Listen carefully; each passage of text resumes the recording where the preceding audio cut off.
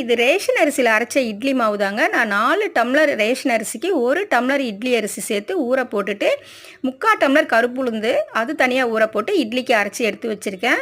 நம்ம ரேஷன் அரிசியை கழுவும் போது மட்டும் ஒரு கைப்பிடி கல்லுப்பு போட்டு நல்லா 2-3 டைம் கழுவி எடுத்துட்டிங்கன்னா நல்லா வெள்ளையாக இருக்கும். நம்ம நார்மலாக இட்லி அரிசியில் எப்படி நம்ம அரைச்சி இட்லி செய்கிறோமோ அதே மாதிரி தான் இருக்கும். நான் இன்றைக்கி தோசை தான் செஞ்சுருக்கேன். பாருங்கள் எப்படி நல்லா ஒட்டாமல் வருதுன்னு, மெலிசாக வருது, கொஞ்சம் கூட வித்தியாசமே இருக்காது. ட்ரை பண்ணி பாருங்கள். நான் தோசை என்றைக்குமே நல்லெண்ணெயில் தான் ஊற்றுவேன். நல்லது உடம்புக்கு, ரொம்ப சூப்பராக இருக்கும். இங்கே பாருங்கள்.